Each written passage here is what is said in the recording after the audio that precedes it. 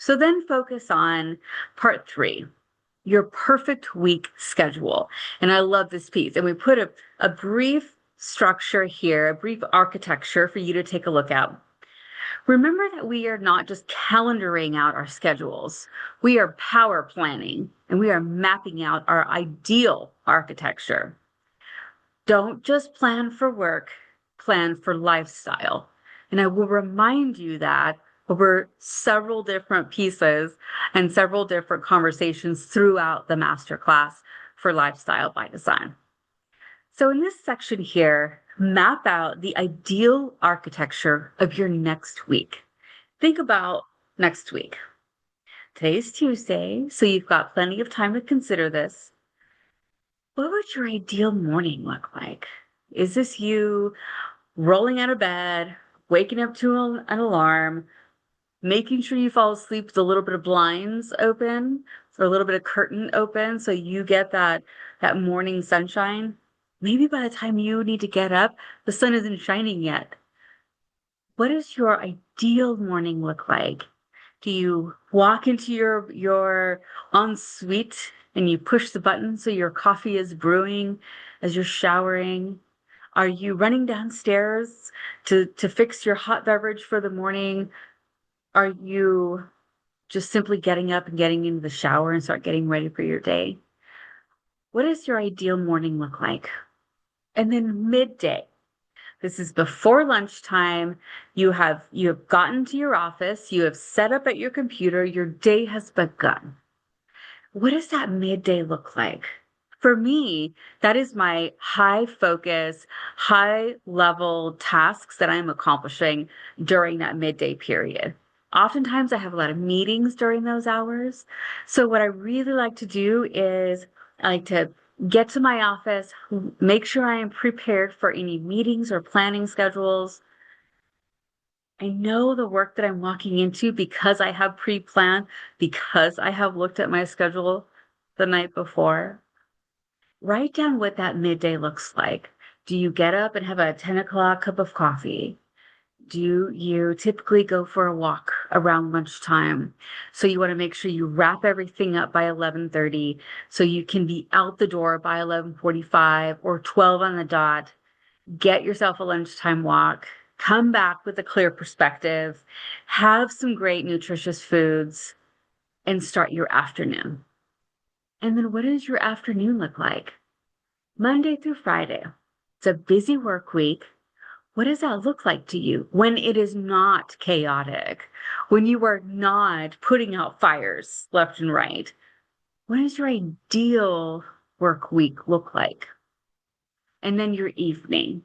So you have buttoned up your late afternoon at the office. Maybe you had a late call. Maybe you had a late evening. So how do you button that up? How do you tie that up and you put a pin in it and you clean up your workspace and then you get home? Or you're going out for your evening. What does that look like for you? In a way that is responsible, in a way that is intentional, a way that is focused. And Monday through Friday or Monday through Thursday, it is also taking into account your continued responsibilities for the week. We are not going to have a movie marathon on Tuesday night, staying up till 2 in the morning on Netflix, because we need to be awake and coherent and productive Wednesday, Thursday, Friday. So this is where you really start looking at prioritizing your fun activities. Yes, we want to go out and want to have dinner. We want to meet for friends or with friends. Maybe we'll catch a movie. Maybe we'll stop by a museum. My favorite thing is art galleries. My favorite thing also is to paint during my evenings, read my books because I love to read. What does your evening look like? What kind of self-care that you afford yourself at the end of your day so that you're not just all work, work, work, come home and crash? Give yourself the grace of structuring your day so that when you come home, you have a wonderful evening. You're able to get in dinner. You're able to get things cleaned up. Maybe you go for a walk. Maybe you watch the sunset. When you are not rushing and when you are not disorganized and things are all over the place, you really can enjoy your lifestyle when you are not trying to always play catch up. You really can enjoy your lifestyle. And that is one of my primary goals, my primary intentions here is to share that with you is it doesn't have to be chaos. You let it be chaos, or you live within the chaos. And you have to make some hard decisions. I am no longer going to go down this path because it ultimately does not suit me. It doesn't suit my big goals. So think about also, what is your self-care anchor? If you're thinking about your week, and you've got your morning, your midday tasks, your afternoon tasks, you are rocking and rolling, you are on fire, you are accomplishing things, you're checking things off the list, you're lining out things you've accomplished, you're making note of things that you need to do the next day or the next week or the next month or the next quarter. Today, what is your self-care anchor? I like using that word. Where is your EmpowerU moment? For example, is this your 7 a.m. meditation? Is it your 6 p.m. workouts? Is it your 9 o'clock journaling time? I want you to write that on your perfect week calendar so you don't forget about it. So you don't just breeze through life and forget, like, oh, wait, maybe I should give myself a little more time besides the massively information-packed Lifestyle by Design Masterclass over 3 days where Vihil fire hoses information at you on a daily basis. What do you do to self-care? What is your self-care anchor? And write that down. Then the HVA slot, the high-valued activities or high-value accomplishment work. Where is your daily 2-hour power block? Where are you most productive during each workday? Your 2-hour block. Don't forget your 15 minutes of self-care time snuggled right in the middle of these 2 high-intensity hours. What part of the day is that for you? And write that down on your perfect week framework. So we're there. We are practically there. Think about the part 4 of this is your micro win reflection. The reality check. Look at the calendar that you've just crafted for yourself. Look at your giant power plan, workbook. Look at wherever you wrote this down at. And how do you feel about this for yourself? How do you feel about this calendar? Is it realistic? Is it absolutely not realistic to you? Is it something that would bring you so much calm and grace and gratitude because you are not rushing all around with your head banging around like a chicken? You are truly focused on what you're doing. You truly are giving yourself the opportunity to shift and live a lifestyle that you have dreamt about forever. This is for you. This is your intention.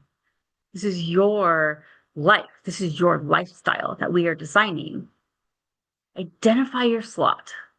Point to one specific hour on your schedule where your dream of starting your intentionally focused moment to live your lifestyle shift and see where it finally has a home. So we've got our power hours. We have our morning, afternoon, evening slots. Identify a space in your calendar where you can pause. And maybe this is over a lunch hour, where you can pause and you can think about, how am I doing? Am I following the path that I have just learned to follow? Am I following the path that says, this is where I want to be going? Am I doing it? Or am I slacking off? Am I not? Am I avoiding it? Or am I prioritizing other people's emergencies over my own intentional path? And just think about that. And then in this section of the workbook, write down the date in the time that you will start paying attention to these dream slots. Let's say tomorrow.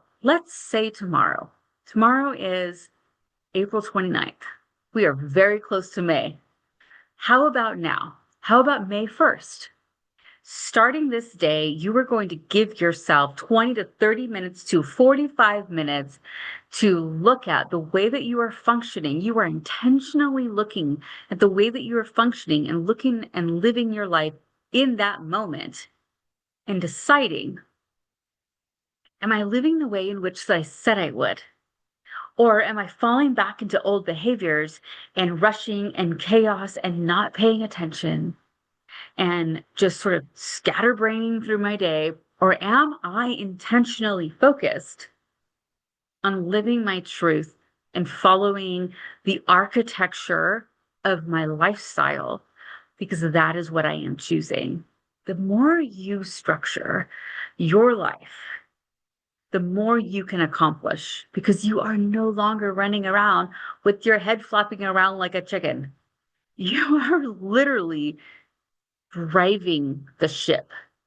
You are literally in charge, and it feels like you're in charge because you are intentionally following a defined path that you said that you wanted to create, that you wanted to get to this destination. So we are devising your pathway there. If you don't follow the pathway that you devise for yourself, what's the point? Is it just to listen to another masterclass?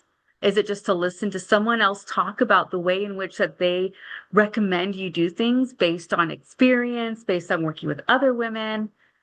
Or do you truly want to live this?